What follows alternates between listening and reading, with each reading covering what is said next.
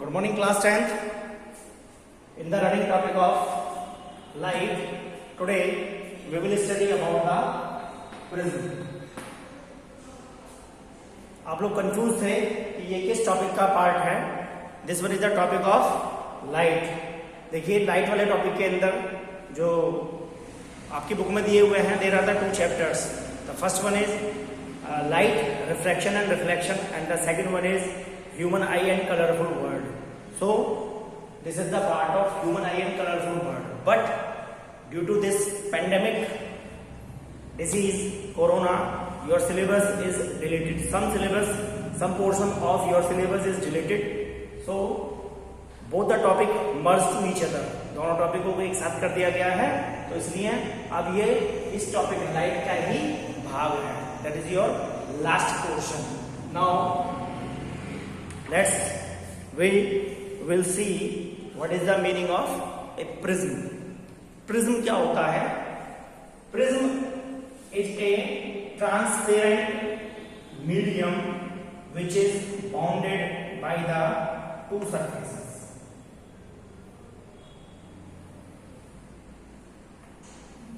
किसका बना होता है? It is made up of plastic और glass. ठीक है जी. और ये क्या है? This one is the refracting surface और this one also is the refracting surface. ये जो A B and C, there are the 2 refracting surface bounded in at an angle. ये क्या है? अगर रिफ्रैक्शन यहां से होता है, सरफेस के द्वारा होता है, तो this one is the first refracting surface. अगर रिफ्रैक्शन इधर से होता है तो this one is the second refracting surface. And the angle which is present between both the surfaces is called angle of prism. इसको हम क्या कहते हैं? It is called angle of prism. Clear? That is called angle of prism and it is denoted by capital A. Angle of prism को हम A के द्वारा denote करते हैं. Now let's see, there is a experimental verification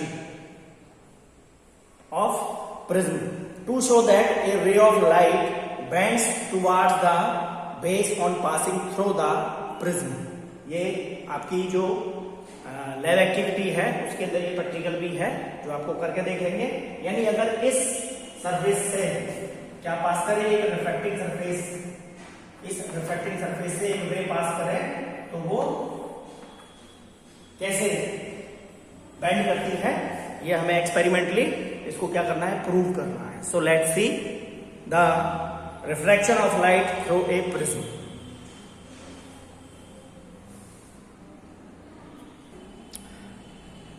So let's see refraction of light through prism. That is refraction of light through prism. Prism के द्वारा light का reflection. For this take a drawing board. इसके लिए हम क्या लेंगे? एक drawing board लेंगे and fix a sheet of white paper on it using drawing pin. White board लेंगे, ड्राइंग बोर्ड, उसके ऊपर एक प्लेन शीट लेंगे पेपर की, उसको ड्राइंग पिन की सहायता से सेट कर देंगे. अब एक प्रिज्म को उसके ऊपर हम क्या रखते हैं? Place a glass prism on the board such that, इस तरीके से रखते हैं, it rest on it's triangular base. ये ट्रायंगुलर बेस उसके ऊपर क्या करे? रेस्ट करे. ठीक है? And using A pencil trace the outline. ये आउटलाइन क्या करेंगे? उस प्रिज्म की पेंसिल की सहायता से आउटलाइन ड्रॉ कर लेंगे. ठीक है? इतना काम करेंगे हम. And using trace the outline of the prism and draw a straight line P Q. P एक स्ट्रेट लाइन बनाएंगे. क्या? P Q. ये एक स्ट्रेट लाइन है. पी क्यू ये स्ट्रेट लाइन ड्रॉ कर लेंगे स्केल की सहायता से। और आप क्या करेंगे, समझ में आ गया, एक लाइन ड्रॉ कर लेंगे स्केल की सहायता से। And now fix 2 points at points P and E। अब यहां पर हम क्या करेंगे, 2 ऑल पिन लेंगे, एक ऑल पिन को यहां फिक्स करेंगे और दूसरी ऑल पिन को यहां फिक्स कर देंगे, ठीक है। Take 2 all pins and fix both the points as P as well as E। Then through the other face, जो दूसरा AC वाला है ये AB फेस हो गया, दूसरा AC फेस जो है, अब यहां से हम क्या करेंगे, इधर से प्रिज्म को देखकर, यानी उन दोनों ऑल पिनों को देखकर एक पिन यहां लगाएंगे और दूसरा पिन यहां लगाएंगे। क्लियर। अब उसको क्या करेंगे, ड्रॉ कर देंगे। तो ये क्या हो गई आपकी, ये इंसिडेंट रे है क्योंकि इधर से रिफ्रैक्शन हो रहा है, और ये आपकी क्या हो जाएगी, रिफ्रैक्टेड रे। क्लियर। दोनों एक दूसरे के अपोजिट, अगर ये इंसिडेंट है तो वो रिफ्रैक्टेड हो जाएगी।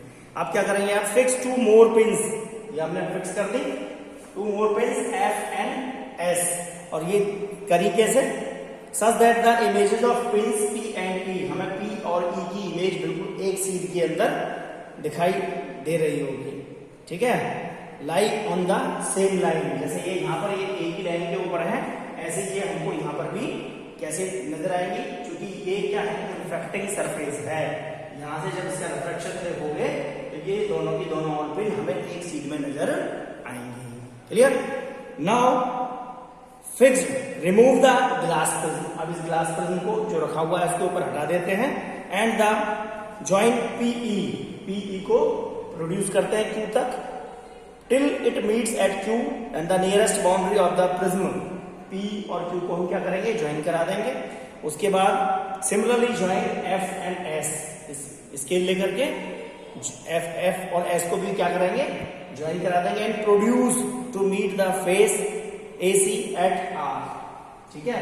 और ये कहां मिलेगा जा करके, ये जो फेस है इसका, इस पॉइंट के ऊपर, यहाँ ये जो पॉइंट है दैट इज R, इसके ऊपर आकर के ये मिलता है। क्लियर।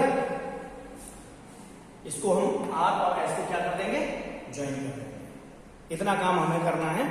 उसके बाद हमें क्या देखने को मिलेगा कि ये जो एंगल है, देखो इसके अंदर समझने वाली बात ये है कि अगर हम इसको इंसिडेंट रे माने तो ये हो गया, आप इसके लिए इसको मानिए N1 N, और ये आ गया आपका N2, ठीक है। N1 N is the perpendicular for this line, PQ के लिए परपेंडिकुलर है, और ये N2 N ये इस RS के लिए परपेंडिकुलर है। क्लियर। परपेंडिकुलर है तो जो एंगल बनेगा इसके बीच में, इस इंसिडेंट रे और इस परपेंडिकुलर के बीच में, उसको कहेंगे एंगल ऑफ इंसिडेंस I1। क्या कहेंगे, the angle which is formed between the incident ray and the normal. ये आपका नॉर्मल हो गया इसके लिए, इस रे के लिए, इस P और Q के लिए। क्लियर। और RS के लिए हो गया N2 N, ठीक है जी। तो द एंगल ये हो गया आपका एंगल विच इज फॉर्म्ड, अब ये यहां से क्या निकली, ये रे निकली, ये तो इसके बीच में जो एंगल बनेगा that is angle of refraction, first angle of refraction. ऐसे ही इस रे में पर्टिकुलर नॉर्मल और एंगल ऑफ इंसिडेंस के बीच जो एंगल बनता है, नॉर्मल और इंसिडेंस रे के बीच में जो एंगल बनता है दैट इज कॉल्ड I2, और परपेंडिकुलर है इसके बीच में जो एंगल बनेगा, ये जो रिफ्रैक्टेड रे है और नॉर्मल के बीच में जो एंगल बनता है that is called angle of refraction, R2। Clear. तो ये क्या हो गए, ये एंगल हो गए, ये प्रिज्म का एंगल हो गया। अब एक डेफिनेशन और समझनी है that is angle of deviation, जिसको हम डेल्टा साइन के द्वारा क्या करते हैं, नोट करते हैं। दिस एंगल ऑफ डेविएशन, यदि हम इस रे को, जो इंसिडेंट रे है, इसको पीछे की तरफ बढ़ाते चले जाएं, ठीक, और इस रिफ्रैक्टेड रे को भी हम पीछे की तरफ बढ़ाते चले जाएं, तो दोनों रेज ये एक पॉइंट के ऊपर क्या करते हैं, they cross to each other या they meet to each other. So how we can define angle of deviation, the angle which is the angle between incident ray produce forward and the emergent ray produced backward.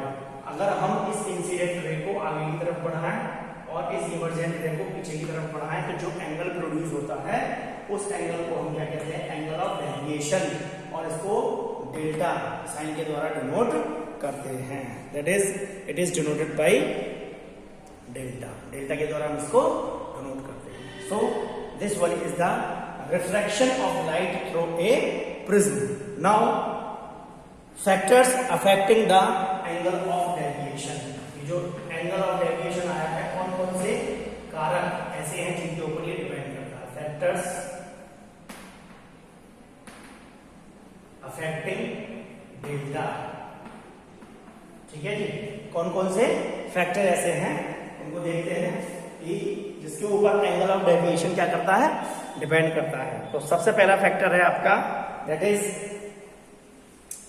First one is the angle of incidence, यानी कि angle I, clear, and the material of the prism. Second, किस material का वो prism बना हुआ है। Direct ऐसे question पूछा था, what are the factors affecting angle of deviation, the angle of prism. Third one is, यानी एंगल ए कह सकते हैं क्योंकि प्रिज्म के एंगल को हमने किसके द्वारा डिनोट किया, ए के द्वारा डिनोट किया। And the wavelength of the light, कौन सी लाइट यहाँ प्रयोग हो रही है, वेवलेंथ को हम लैम्डा साइन के द्वारा डिनोट करते हैं। विद इन शॉर्ट मैंने आपको बता दिया what are the factors which affects the refraction of light through a prism. First one is angle of incidence. Second one is what type of material we use for prism, and the third one is angle of prism, and the next one is angle of wavelength. ठीक है जी, उस जो light हमने प्रयोग कर रहे हैं उसका वेवलेंथ क्या है। So that's over about prism. Next let's see dispersion of light by a prism. कैसे टूटती है लाइट, उसका डिस्पर्सन कैसे होता है। Dispersion of light by a prism, dispersion of light by a prism. Here we have a prism, ये क्या हो गया प्रिज्म का, that is the base, this one is the refracting sides R1 and R2। In 1665 Newton discovered by his experiment with glass prism. Newton ने 1665 में glass prism को लेकर के खुद के द्वारा ही एक एक्सपेरिमेंट किया। उन्होंने क्या किया कि we get a when white light passes through a prism. उन्होंने एक प्रिज्म लिया और प्रिज्म के ऊपर क्या डाली, व्हाइट लाइट, और क्या ऑब्जर्व किया, ही ऑब्जर्व दैट, या Newton observed that a band of 7 colors obtained on the screen। क्या मिला था, a band of 7 colors, जिसको हम क्या कहते हैं, VIBGYOR, VIBGYOR। V stand for violet, I indigo, B for blue, G for green, Y for yellow, O for orange और R for red। तो ये this one is the bands of 7 colours. कब ऐसा हुआ कि हमने एक प्रिज्म, न्यूटन ने एक प्रिज्म लिया था और उसके ऊपर व्हाइट लाइट को डाला तो it splits up into 7 colours. ठीक है जी। And the phenomena of splitting white light into 7 colours when it passes through glass prism is called dispersion of white light. Dispersion of white light या dispersion of light. ठीक है जी, ये क्या होता है, डिस्पर्सन होता है।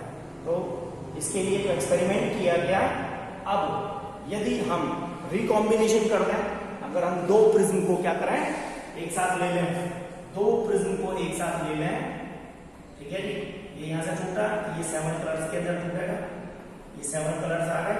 अब यहीं एक दूसरा प्रिज्म हम क्या रखते हैं, उल्टा लेकर के रखते हैं, that is the recombination of the prism. वापस हमें क्या मिलती है, एक ही लाइट मिलती है, व्हाइट लाइट ही हमें गेन होती है। ये सब की सब रेज क्या हो जाएंगी, मर्ज हो जाती है। क्यों, क्योंकि ऑरिजिन क्या है इनका, व्हाइट लाइट है। ये सब के सब जो कलर्स हैं ये इस जो विब्योर है ये किसके अंदर है, उस व्हाइट लाइट के अंदर है। ठीक है, हालांकि रिकॉम्बिनेशन आपके सिलेबस में इस बार है नहीं, केवल यही है dispersion of light by a prism. तो डिस्पर्सन के द्वारा we get band of 7 colours and this band of 7 colours is also known as spectrum. इसको हम क्या कहते हैं, स्पेक्ट्रम भी कहते हैं। तो अगला जो डेफिनेशन है वो यही है। स्पेक्ट्रम क्या होता है, the band of 7 colours formed on a screen due to the dispersion of white light is called spectrum. ठीक है जी। नाउ कारण क्या है इस डिस्पर्सन का, उसको मैं अभी डिस्कस करता हूं आपसे। Now let's see what is the cause of dispersion. Dispersion में देखा हमने कि व्हाइट लाइट 7 कलर्स के अंदर 7 बैंड्स कलर्स के अंदर क्या कर जाती है, स्प्लिट कर जाती है, उसको डिस्पर्सन कहते हैं। और जो 7 रंग का वो बैंड मिलता है उसको हम क्या कहते हैं, स्पेक्ट्रम कहते हैं। So what is the cause of dispersion? As you know that there are the different densities of the light. Dispersion of white light into 7 colours occurs because the light of different colours travel with different speed in a medium. ठीक है जी, जो speed of light होती है वो हर एक medium के अंदर अलग अलग होती है। पर्टिकुलरली अगर हम एयर की बात करें, in air all colours travel at the same speed. अगर हम एयर की बात करें, एयर के अंदर जो इनकी स्पीड होती है वो बिल्कुल क्या होती है, सेम स्पीड होती है सभी कलर्स की। But in glass red light travels the fastest and violet light the slowest. Therefore when white light consisting of 7 colors is incident on a glass prism, जब हम उसको व्हाइट लाइट को glass prism के ऊपर डालते हैं, all the 7 colors are separated, वो 7 के 7 रंग क्या हो जाते हैं, अलग अलग हो जाते हैं। Due to different speeds in glass, क्योंकि उनकी जो डिफरेंट कलर्स हैं उनकी जो स्पीड होती है वो ग्लास के अंदर सबके अंदर अलग अलग होती है। And more over each colour in it is reflected by a different angle, और हर एक जो कलर होता है वो डिफरेंट एंगल के द्वारा बनता है। And red light bends the least, जो रेड लाइट है सबसे ऊपर है, टॉप पर है, क्रम यही याद रखेंगे। जो रेड लाइट होती है वो सबसे कम झुकती है, जबकि वायलेट जो होती है वो सबसे ज्यादा होती है। When the least while violet light bends the most, violet जो कलर होता है वो सबसे ज्यादा बैंड करता है। Therefore red light forms the uppermost, इसलिए ये कह सकते हैं कि जो रेड लाइट है वो सबसे ऊपर वाला भाग बनाती है और जो वायलेट लाइट है वो सबसे नीचे वाला भाग बनाती है। So that is the cause of dispersion. बस सिमिलर क्या है, सिमिलर ये कि एयर के अंदर सभी की जो जितने भी कलर्स हैं उनकी स्पीड, उनकी वेवलेंथ क्या होती है, सेम होती है, but that is different in glass, क्योंकि हमने क्या लिया वहां पर जो मटेरियल है वो हमारा क्या है, ग्लास है। इनकी जो स्पीड है वो अलग अलग होती है, और उसमें बता भी दिया कि जो लाल रंग है वो कम प्रभावी होता है और जो वायलेट कलर है वो ज्यादा बैंड करता है। इसलिए हमें टॉप पर क्या प्राप्त होता है, रेड कलर प्राप्त होता है, और बॉटम के ऊपर सबसे नीचे हमें क्या मिलता है, वायलेट कलर मिलता है। Clear? Now next one is rainbow. आपने देखा होगा इंद्रधनुष। Now these are the applications. Rainbow it is the example of sunlight. क्या है, आपने देखो जब बारिश होती है और धूप निकले तो हमें इंद्रधनुष दिखाई देता है, जिसके अंदर हमें यही 7 रंग क्या होते हैं, यही 7 कलर्स जिनको हम विब्योर कहते हैं, ये हमें नजर आते हैं। और ये ऐसा भी क्यों होता है, sunlight falls on A water drop, यानी वाटर ड्रॉप के ऊपर, ये वाटर ड्रॉप है और जैसे ही यहाँ लाइट गिरती है तो ये क्या काम करती है, ये इसको 7 रंगों के अंदर क्या करती है, तोड़ देती है।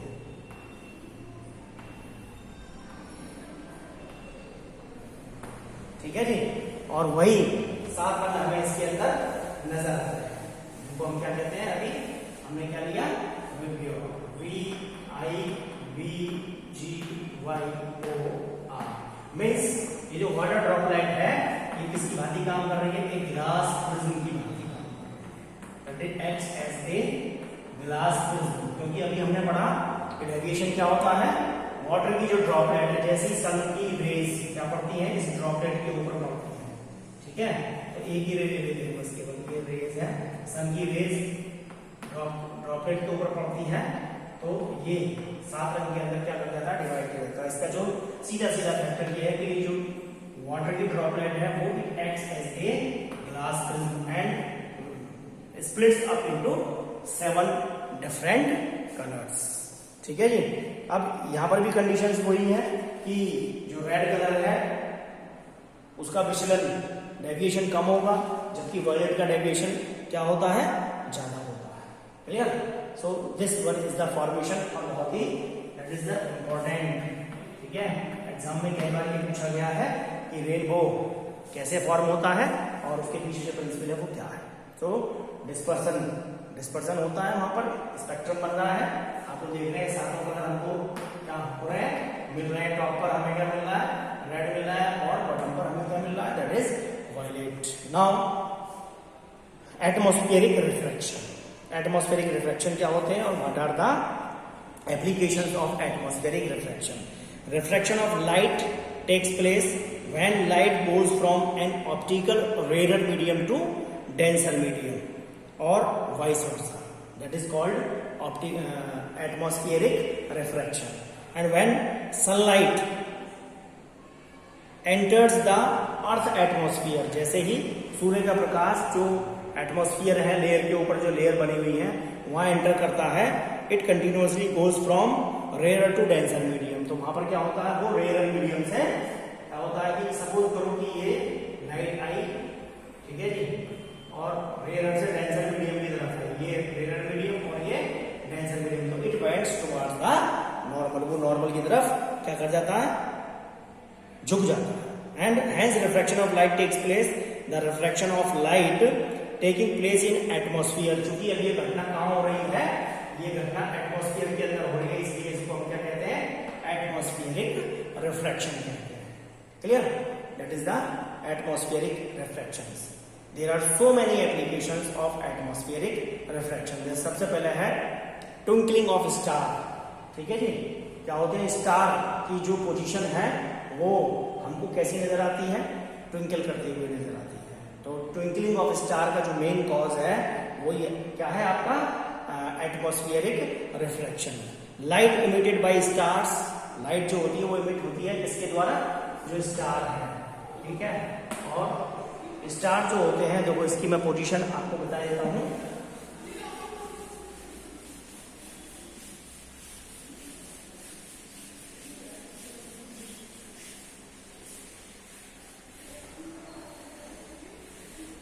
फर्स्ट एप्लीकेशन है ये अपना ट्विंकलिंग ऑफ स्टार। यहां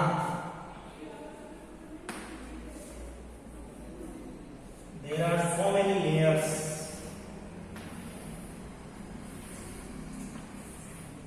यहां कोई व्यक्ति खड़ा हुआ है और यहां से वो क्या कर रहा है, ऑब्जर्व कर रहा है।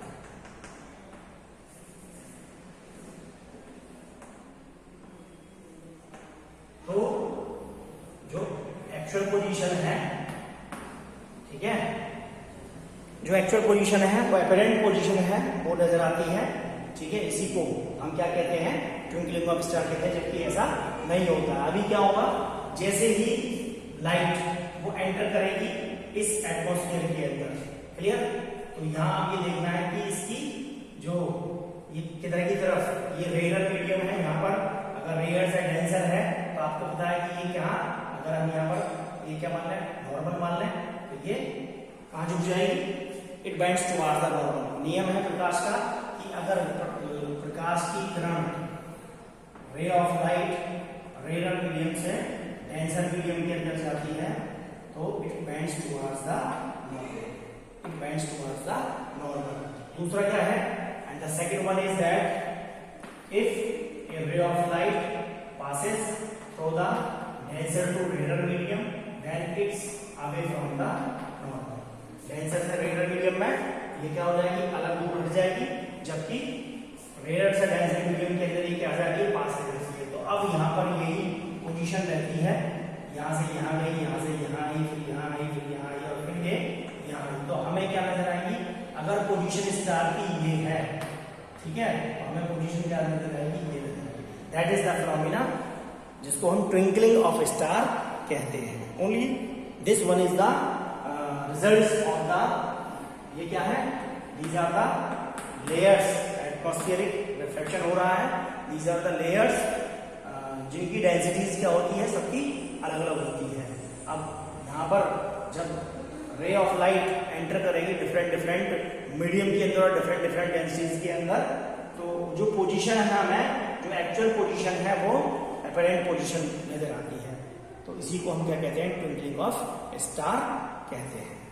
सेकेंड वन इज, और दूसरा एक कारण और भी है कि जो डिस्टेंस है, स्टार का जो डिस्टेंस है, they are far apart from us, ये बहुत दूर है।